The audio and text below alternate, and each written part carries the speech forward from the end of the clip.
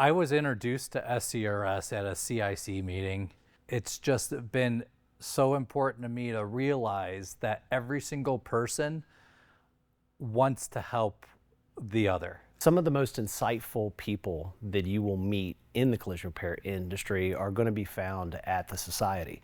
These men and women consistently bring forth and challenge me and challenge the group on ideas, thoughts, and concepts that we don't normally get. These are very busy operators and members of the industry that have significant day jobs that they're doing day in and day out, and they are making the time to contribute to the projects and the direction of the organization 24 hours a day, 7 days a week, 365 days a year.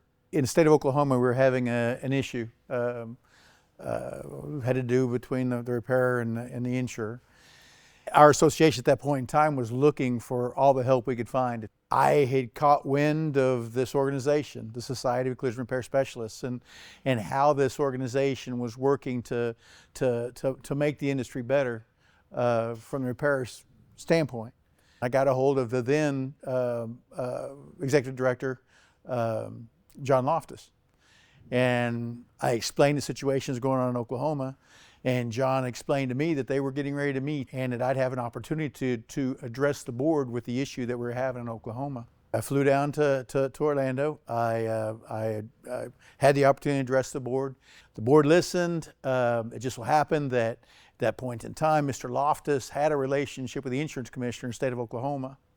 And because of that relationship he felt pretty comfortable about being able to address the issue that we had at hand with that commissioner. He asked for a few more examples when I got back to Oklahoma. I was able to get those examples for him, and Mr. Loftus made that call. He got a hold of our commissioner at that point, and the commissioner listened to what Mr. Loftus at the Society of Collision Repair Specialists had to tell him about what was going on. And lo and behold, we had a change in the industry. That level of respect for what SCRS was then and still is today made the greatest impact on me. It was 1993, and here we are in 2025, and I'm still a supporter, and I've got no reason not to be. The biggest benefit of being involved in the organization has to do with connectivity to repairers across the country that are focused on pretty much one thing singularly, which is fixing the car correctly. When I interact with somebody in the industry that isn't currently involved with SCRS, what I try to convey is that it is an opportunity to get to know other people that have a focus to improve and help each other up. And I think that is a resource that you don't generally find.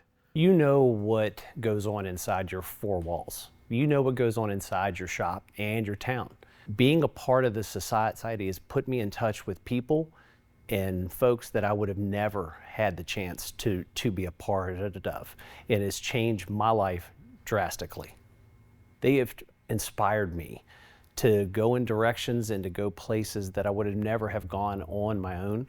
The internal challenge and the push to excel and be better than what you are for your team is truly inspiring to me. I get to see the industry through different eyes, and just being involved with the advocacy of SCRS has changed my perspective a little bit on the industry and how important it was to be a mentor. Because when I became part of SCRS, I immediately got mentors to help me through my career and to help me through the industry and what's coming, and helping my business, and people teaching me how to help others. There's a couple people that jump out to me as significant mentors that have really helped me to understand the challenges and the issues that are being faced on a regular basis.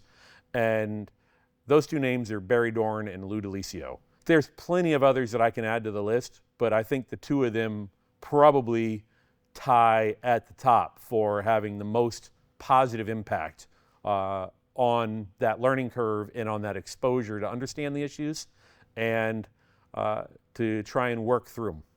Arch Taylor, I would say, is definitely the biggest mentor within or within the society. He's one that has inspired me and still does to this day.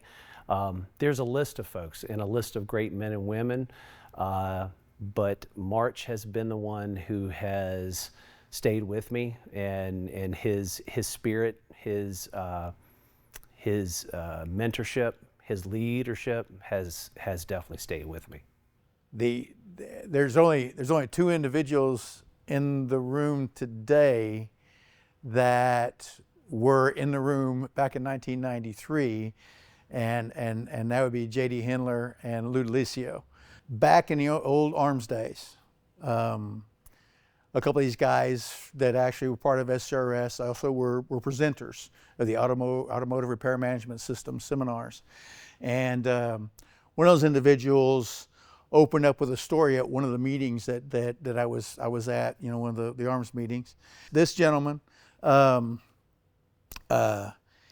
he started by saying, you know, hey, I fly X amount of miles on an annual basis. I'm all over the country, you know, with the arms seminars and doing this and doing that and whatever else. And he says, so don't you hate it when you get on a flight and you sit down and a guy sitting next to you, he starts to tell you his name, and then he just goes on and on and on. So you your wheels up out of Washington and your wheels down and coming into to DC, and he finally looks over and says, oh, and what's your name and what do you do? But this gentleman said, he says, hey, he says, you know, I represent, I think it was bicycles, baby dolls, baseball gloves. Oof.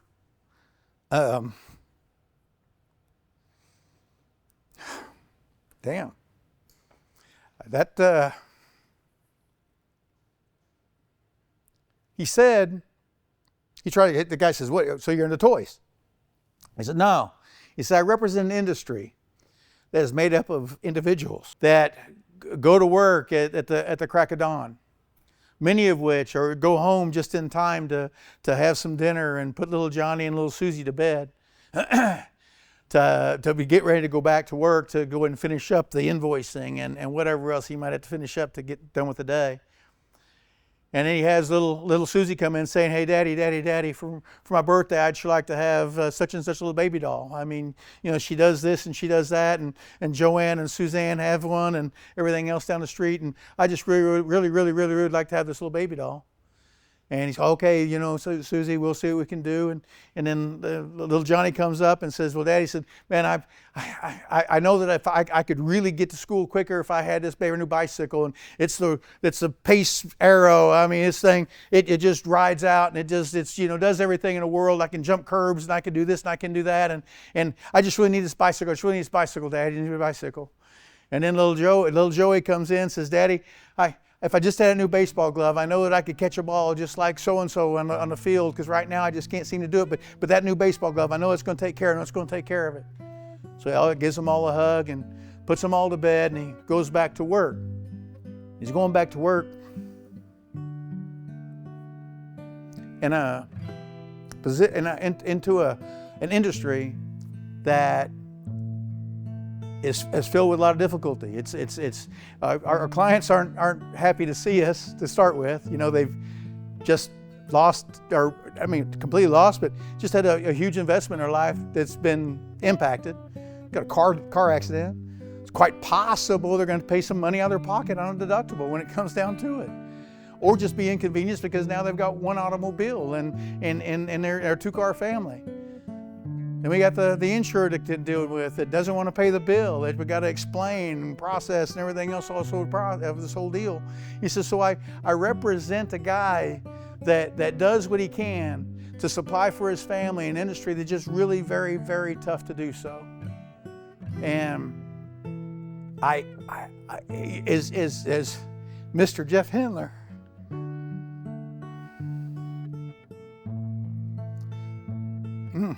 as he finished that statement, like I said, I butchered it. There's no doubt about it. I didn't do it near the way JD used to do it, but at that point in time, is when I knew that whatever that guy was part of, that's where I needed to be.